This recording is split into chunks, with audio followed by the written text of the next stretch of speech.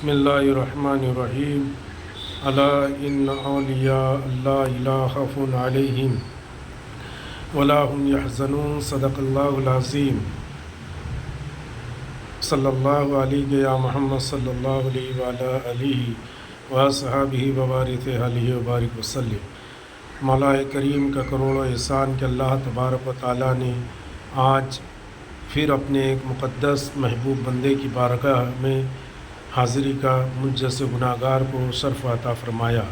معزز سامعین کرام، یہ بارگاہ خلیفہ حضور سرکار سیدنا سلطان دہلی حضرت خواجہ سیدنا نظام الدین محبوب الہی رضی اللہ تعالیٰ عنہ کے مرید و خلیفہ کی بارگاہ ہے، اور یہ حضرت کا بارگاہ کا ابتدائی دروازہ ہے، بلند دروازہ، اور اس کا دروازے کا جو سائز ہے اندر جانے کا یہ بہت ہی چھوٹا رکھا گیا ہے تاکہ انسان ادب کے ساتھ پہلے دروازے سے ہی جھک کے جائے، اور اس میں سے آدمی جب جاتا ہے تو پوری طریقے سے جھکا ہوا ہوتا ہے۔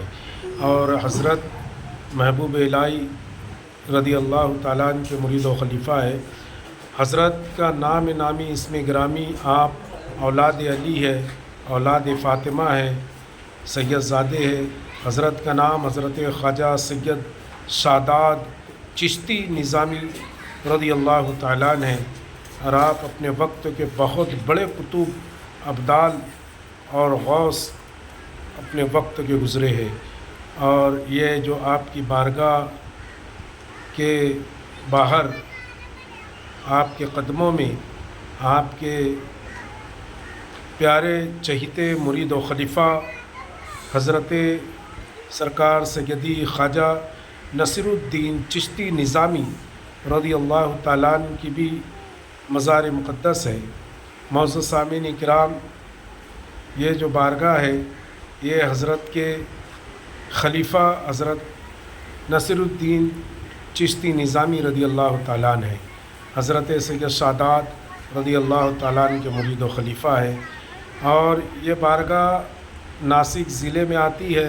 مالیگاؤں شہر سے تقریباً یہ 10 کلومیٹر دوری پر ایک گاؤں ہے، چھوٹا سا قصبہ ہے، اور وہ قصبے کا نام پاٹنہ ہے۔ پاٹنہ میں یہ بڑی مقدس بارگاہ ہے تو موجود ہے، اور یہ تقریباً حضرت نظام الدین محبوب الہی کے مرید و خلیفہ ہے تو 700 سال سے زائد عرصہ ہو چکا ہے حضرت کو اس دارِ فانی سے کوچ کر یہ آپ کے مرید و خلیفہ حضرت نصر الدین شاہ چشتی نظامی رضی اللہ تعالیٰ عنہ کی مزار مقدس ہے۔ بڑا پرکیف منظر ہوتا ہے، بڑا بافیض آستانہ ہے، اور کیوں نہ ہو اللہ کا ولی جا لیٹا ہوتا ہے، اللہ کی رحمت کا وہاں نزول ہوتا ہے، اللہ کی رضا کا وہاں نزول ہوتا ہے، اللہ تعالیٰ وہاں پر دعائیں قبول کرتا ہے اور دعائیں مقبول ہوتی ہے۔ اور یہ کوئی ہماری لکھی ہوئی بات نہیں یا ہمارا غلو نہیں ہے، یا ہم لوگ اپنے من سے نہیں کہتے، بلکہ یہ اللہ کا کلام کہتا ہے۔ ہنالک دعا زکریا ربا قال رب ہب لی من لدنک ذریۃ طیبہ، کہ حضرت زکریا علیہ الصلاۃ والتسلیم نے وہاں دعا مانگی کا محراب مریم میں۔ جب آپ داخل ہوئے تو حضرت مریم سے پوچھا کہ اے مریم، تمہارے یہ حجرے میں جو پھل پڑے ہیں یہ بغیر موسم کے پھل ہے، یعنی اس کا یہ موسم نہیں ہے، اور یہ پھل تمہارے پاس آئے کہاں سے؟ تو آپ نے فرمائی کہ عند اللہ، یہ میرے اللہ کے پاس سے آئے اور اللہ کا رزق ہے۔ تو محراب مریم میں کھڑے ہو کر حضرت زکریا علیہ الصلاۃ والتسلیم نے دعا فرمائی۔ حضرت زکریا علیہ السلام اللہ کا نبی، اللہ کا رسول، ایک ولیہ، حضرت مریم ولیہ ہے، اللہ کی ولیہ ہے، اللہ کی ولی ہے۔ ولی کے محراب میں نبی کھڑے ہو کر دعا مانگ رہا ہے۔ ہنالک دعا زکریا ربا قال رب ہب لی من لدنک ذریۃ طیبہ، کہ ذریت کے لیے دعا مانگی، پاک اولاد کے لیے دعا مانگی، صالح اولاد کے لیے دعا مانگی۔ تو اللہ نے قرآن میں جا بجا فرمایا وَهُوَ قَائِمٌ يُصَلِّي فِي الْمِحْرَابِ، کہ ابھی محراب میں کھڑے ہو کے دعا مانگ ہی رہے تھے کہ حضرت جبرائیل علیہ الصلاۃ والتسلیم نازل ہو گئے اور فرمایا کہ اے زکریا، اللہ تبارک و تعالیٰ نے تمہاری دعا قبول کی اور تمہیں نیک صالحہ بندہ اور غلام عطا فرمایا، بیٹا عطا فرمایا، پاکیزہ بیٹا عطا فرمایا، حیا والا بیٹا عطا فرمایا، یعنی کہ یحییٰ علیہ الصلاۃ والتسلیم کی بشارت حضرت جبرائیل نے سنائی۔ تو یہ قرآن سے ہے کہ جہاں اللہ کا ولی ہوتا ہے وہاں نبی بھی دعا کرتے ہیں۔ یہ دعا کی حضرت زکریا نے، اور اللہ کے ولیوں کی فضائل اور ان کے مناقب قرآن میں جا بجا ہے۔ جیسے اللہ نے فرمایا کہ ان اولیاء، بے شک خبردار ہوشیار ہو جاؤ کہ میرے ولیوں کو نہ کوئی خوف ہوتا ہے، نہ کسی چیز کا غم، نہ رنج، نہ ملال، کوئی چیز کا غم اور رنج و ملال نہیں ہوگا، نہ دنیا میں ہوگا نہ آخرت میں ہوگا۔ کیوں نہیں ہوگا؟ دنیا کے لیے بھی اللہ نے ان کی بشارت عطا فرمائی اور آخرت میں بھی ان کے لیے خوشخبری اور بشارت عطا فرمائی ہے۔ لہم البشریٰ فی الحیات الدنیا و فی الآخرہ، کہ بشارت ہے ان کے لیے دنیا اور آخرت میں۔ تو اللہ تبارک و تعالیٰ نے انہیں بشارتیں دی ہے، اور یہ اللہ کے سوا کسی سے نہیں ڈرتے، اور جو اللہ سے ڈرتا ہے ساری کائنات اس سے ڈرتی ہے۔ پھر وہ جس طرف رخ کرتا ہے خدا کی خدائی اس طرف رخ کر دیتی ہے۔ کبھی وہ جنگل میں بیٹھ جائے تو خدا کی مخلوق اور تمام خدائی جنگل کے اندر موجود ہو جاتی ہے، جنگل کو منگل بنا دیتے ہیں۔ تو یہ جو اولیاء اللہ کا مقام ہے، یہ اسی واسطے سے بڑا مقام ہے بزرگوں کا، اور یہ بھی بارگاہ جو ہے یہ آج سے 700 سال پرانی بارگاہ ہے۔ یہ جو آپ عمارت دیکھ رہے ہیں ندی کے کنارے جو یہ واقع ہے بارگاہ، یعنی کہ گاؤں ہے، گاؤں کے کنارے ندی ہے، ندی کے کنارے یہ بارگاہ بنی ہوئی ہے، اور یہ جو باؤنڈری گھیری ہوئی ہے سرکار کا احاطہ بہت بڑا ہے درگاہ شریف کا، یہ آپ ملاحظہ فرما رہے ہوں گے کہ کتنی بڑی جگہ ہے، اور حضرت کے ہاتھ کی مسجد بھی اس گراؤنڈ کے اندر موجود ہے۔ انشاءاللہ اس کی بھی آپ زیارت کریں گے کہ یہ 700 سال پرانی مسجد ہے، جس کا ابھی جدید کام کی ہے در و دیوار کا۔ یہ اصل میں بڑے بڑے پتھروں کی بنی ہوئی تھی اور پوری ٹوٹ کے پڑی ہوئی تھی، لیکن اس کے پلر کھڑے ہوئے تھے جو سرکار کے زمانے میں سرکار نے بنائے تھے، تو وہ پلر کو ہی لگا کر ہے تو نئی دیواروں کی تعمیر کی گئی ہے، نئی دیواروں کا تعمیر کیا گیا ہے، اور یہ جو پلر نظر آ رہے ہیں یہ سرکار کے ہاتھ کے ہیں۔ تو معزز سامعین کرام، آپ حضرت نظام الدین محبوب الہی کے مرید و خلیفہ ہیں۔ کون نظام الدین محبوب الہی؟ وہ نظام الدین محبوب الہی جن کے بارے میں یہ کہا جاتا ہے کہ سرکار نظام الدین محبوب الہی کے مرید اور خلفہ اتنے ہیں جیسے کہ آسمان میں ستارے ہو، ستارے کی مانند آپ کے مرید و خلفہ ہے تو اس روئے زمین کے اوپر پھیل چکے ہیں۔ آپ کسی بھی گوشے میں جاؤ، کسی بھی خطے میں جاؤ تو کہیں نہ کہیں حضرت سرکار سیدنا نظام الدین محبوب الہی رضی اللہ تعالیٰ عنہ کے مرید و خلیفہ ملیں گے۔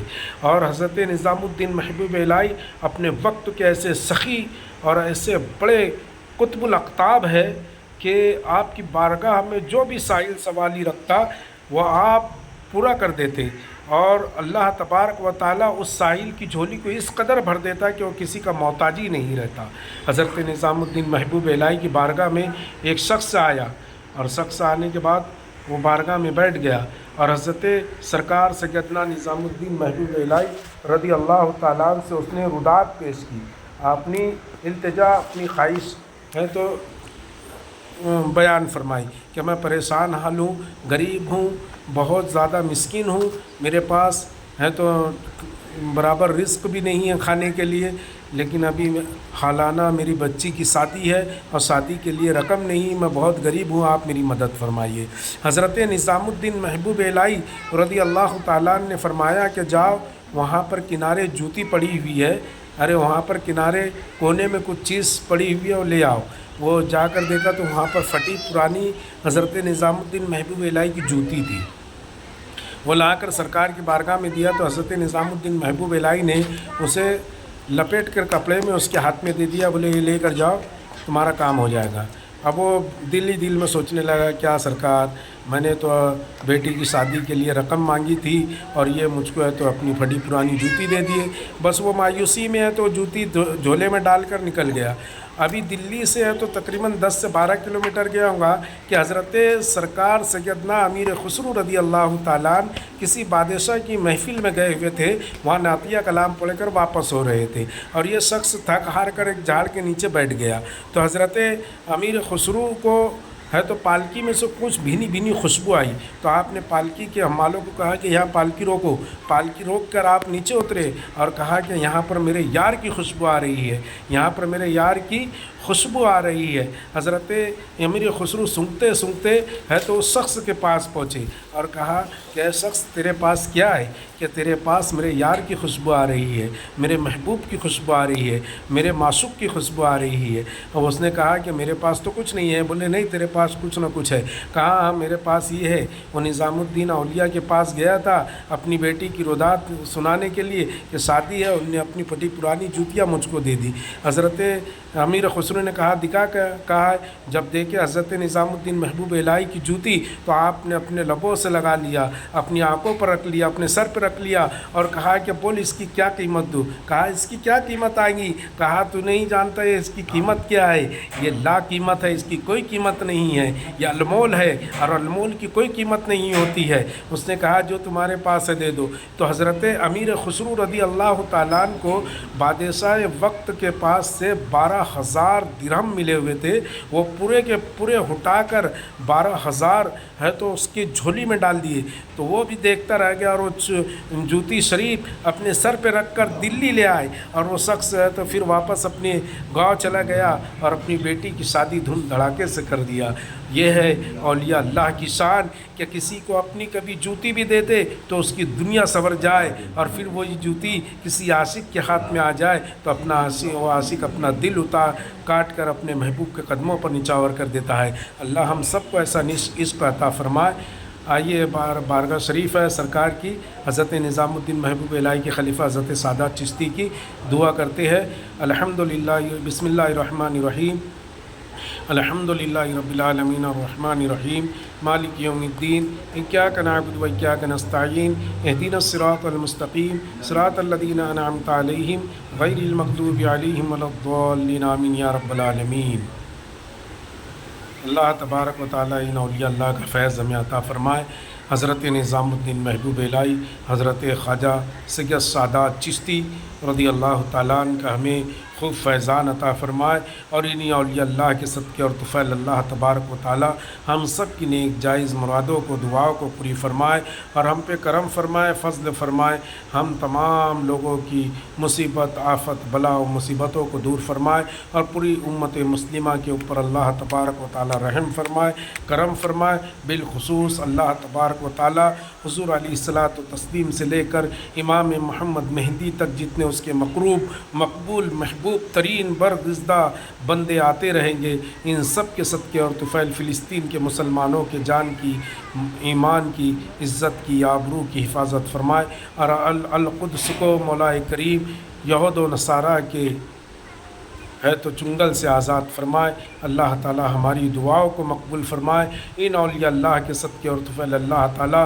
ہمیں دنیا میں بھی بھلائی عطا فرمائے اور ہمیں آخرت میں بھی بھلائی عطا فرمائے۔ انہی اولیاء اللہ کے صدقے اور طفیل اللہ تبارک و تعالی ہمارے والدین کریمین کی مغفرت فرمائے اور جتنے امت مسلمہ میں لوگ بے روزگار ہے سب کو روزی روزگار سے عطا فرمائے اور جو روزی روزگار پر ہے انہیں اللہ تعالیٰ برکت عطا فرمائے، جو بچیاں کنواری بیٹی ہے انہیں نیک صالح رشتے عطا فرمائے۔ آمین بجائے سید المرسلین وما علیہ۔